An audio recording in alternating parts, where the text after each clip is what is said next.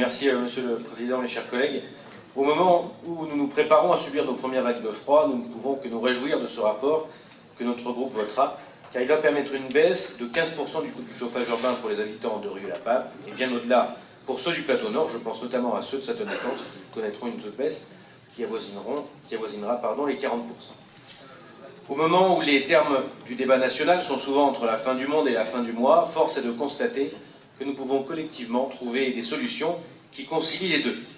Car en effet, la précarité énergétique pèse de plus en plus sur nos concitoyens de la périphérie, déjà assommés par un coût de la vie qui s'envole, et un éloignement géographique qui nous tient parfois, même souvent, écartés des grands équipements de la métropole et des transports en commun en particulier. Si nous nous félicitons du dossier sur le fond, tout en restant sceptiques sur la pérennité de cette énergie pour le futur, il n'en est pas de même sur la forme. En effet, une nouvelle fois, la métropole a perdu un temps précieux en associant pas les élus locaux et les maires en particulier au déroulement de ce dossier lors de son lancement. Ça s'est arrangé par la suite.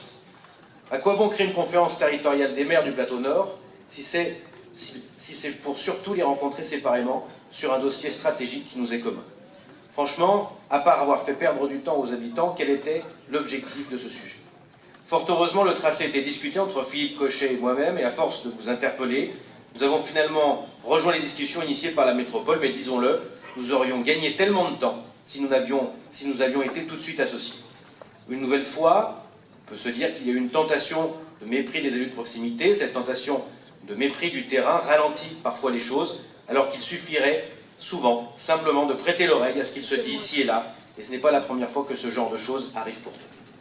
Pour en revenir sur ce dossier, nous avions plusieurs exigences majeures qui sont ici satisfaites, disons-le. La modération du coût de l'énergie, l'assurance que les habitants du chemin du Chêne à Rieux-la-Pape ne soient pas impactés par la présence d'une unité qui aurait perturbé leur qualité de vie, et le tracé, et le respect du tracé que nous avions proposé avec Philippe Cochet pour la traversée de Caluire par le futur réseau du chauffage urbain, rejoignant la Croix-Anse. Ces exigences semblent respectées, et nous ne pouvons que nous en satisfaire en votant ce rapport. Nous nous réjouissons pour l'ensemble des habitants du plateau Nord que l'exigence que nous avions formulée, Philippe Cochet et moi-même, à savoir que le prix du chauffage urbain à Rieux-la-Pape ne serve pas de variable d'ajustement à la hausse et que les habitants de Caluire et de Châteauneuf puissent eux aussi bénéficier, tout comme l'ensemble des RIAR connectés au réseau de chauffage urbain, de ce nouveau tarif qui est l'un des plus bas de France. Notre groupe veillera à l'application des termes de ce rapport par le délégataire choisi et aux engagements de la métropole sur ce dossier, qui est un vrai défi pour tout le plateau Nord et ses habitants. Aussi, nous vous demandons la mise en place d'un comité de suivi du contrat, où les maires de toutes les communes concernées seront associés en permanence. Nous vous demandons également qu'un agent de la métropole soit délégué sur nos communes pour suivre au quotidien les travaux qui seront engagés.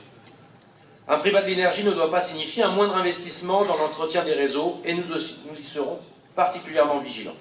En effet, la vétusté du réseau engage le délégataire à un investissement soutenu pour éviter les coupures en période de chauffe notamment. De même, si d'éventuelles coupures non programmées devaient avoir lieu, nous comptons sur vous pour assurer que le délégataire en informe impérativement les habitants, en amont, et en cas de défaut sur ce point, que les pénalités soient strictement appliquées. Je vous rappelle qu'en cas de désagrément, ce sont toujours les maires qui sont en première ligne et au contact des habitants. En outre, il est primordial que la métropole s'assure qu'en cas de problème sur le réseau, les réponses apportées par le délégataire soient efficaces, effectuées dans les plus brefs délais, car il en va, encore une fois, derrière du confort des usagers. Enfin, nous serons extrêmement vigilants quant à l'avenir de l'UTVE de Rieux-la-Pape et aux éventuelles alternatives qui pourraient s'y substituer dans le temps, puisque je crois savoir que cette question sera à l'ordre du jour du prochain mandat. Je vous remercie.